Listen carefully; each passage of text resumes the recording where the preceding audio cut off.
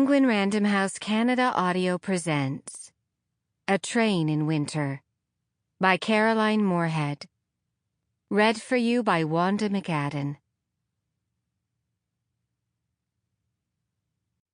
A Train in Winter. To Leo. Preface. On the 5th of January 1942, a French police inspector named Rondeau, stationed in the 10th arrondissement of Paris, caught sight of a man he believed to be a wanted member of the French resistance. André Picquant was a teacher, and he was indeed the head of the Front National of the resistance in the Seine-Inférieure. There was a price of 30,000 francs on his head for the derailing of a train carrying requisitioned goods and war material to Germany. Rondeau's superior, a zealous anti-communist Frenchman and active collaborator of the Gestapo called Lucien Rotet, thought that Picquant might lead them to other members of the resistance. 11 inspectors were detailed to follow, but not to arrest him. Over the next 2 weeks they searched the streets of Paris in vain. Then, on the 21st of January, an inspector carrying out a surveillance of the Café du Rhône near the Porte d'Orléans thought he saw a man answering to Picquant's description. He followed him and watched as he stopped to talk to a thick-set man in his 30s with a bony face and a large moustache. Rotet's men stayed close. On the 11th of February, Picquant was seen standing outside a shop window. Then, at 15:50, entering a shop in the company of a woman 28 to 30 years of age, 1.70 meters high, slender, with brown hair curling at the ends. She was wearing a Prussian blue coat with a black belt and light grey woolen stockings, sans élégance. The policeman, not knowing who she was, christened her Femme Buisson Saint-Louis after a nearby metro station. Picquant became Buisson. After watching a film in Le Palais des Glaces cinema, Picquant and Femme Buisson were seen to buy biscuits and oysters before parting on the Rue Saint-Maur. In the following days, Picquant met Motte Piquet, Porte Soulot, and Femme numéro 1 de Ballard. Not knowing who they were, the police officers gave them the names of the places where they were first seen.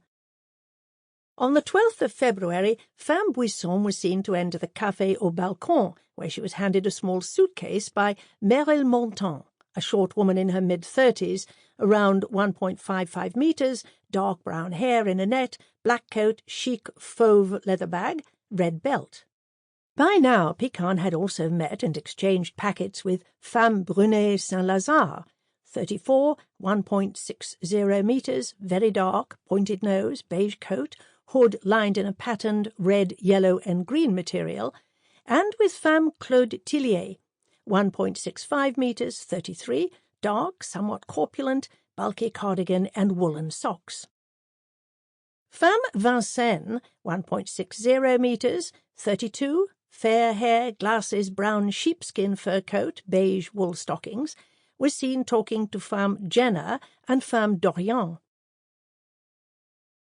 One of the French police officers, Inspector Desprez, was particularly meticulous in his descriptions of the women he followed, noting on the buff rectangular report cards, which each inspector filled out every evening, that Femme République had a small red mark on her right nostril, and that her grey dress was made of Angora wool.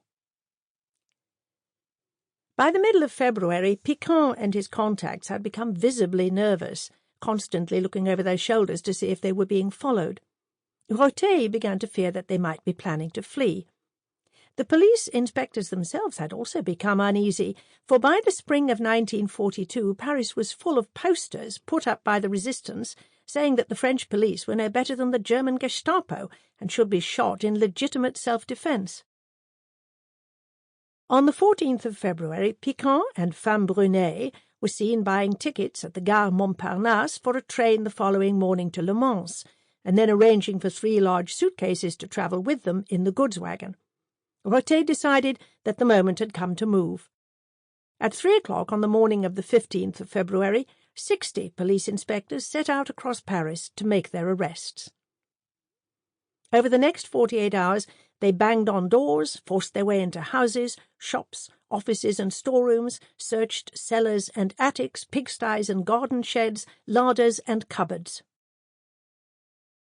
They came away with notebooks, addresses, false IDs, explosives, revolvers, tracts, expertly forged ration books, and birth certificates, typewriters, blueprints for attacks on trains, and dozens of torn postcards, train timetables and tickets, the missing halves destined to act as passwords when matched with those held by people whose names were in the notebooks.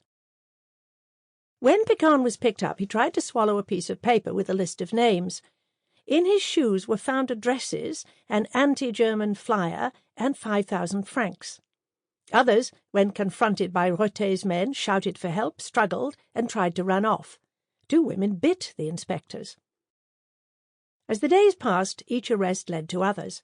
The police picked up journalists and university lecturers, farmers and shopkeepers, concierges and electricians, chemists and postmen, and teachers and secretaries.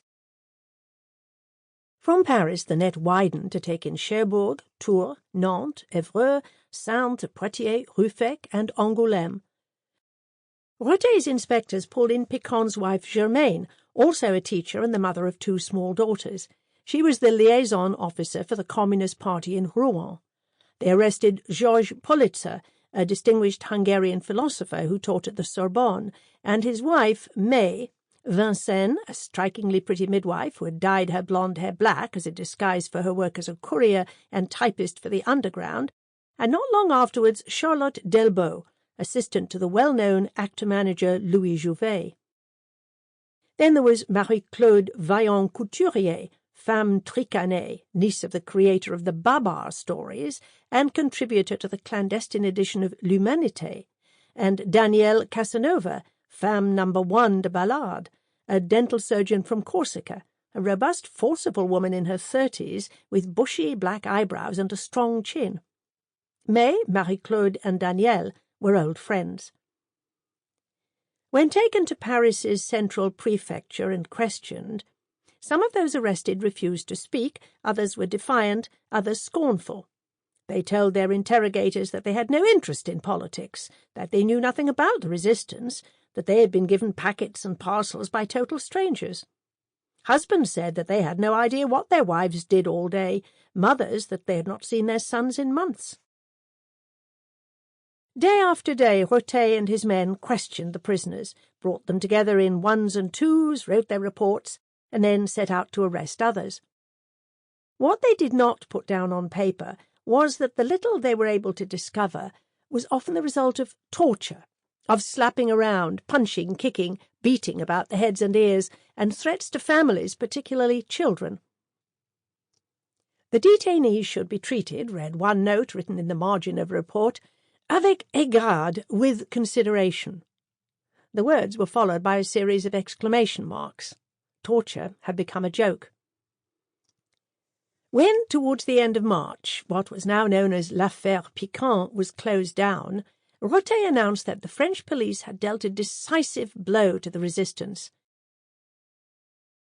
Their haul included 3 million anti-German and anti-Vichy tracts, 3 tons of paper, 2 typewriters, 8 Roneo machines, 1,000 stencils, 100 kilos of ink, and 300,000 francs. 113 people were in detention, 35 of them women.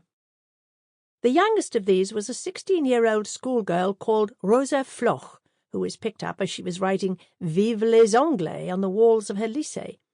The eldest was a 44-year-old farmer's wife, Madeleine Normande, who told the police that the 39,500 francs in her handbag were there because she had recently sold a horse.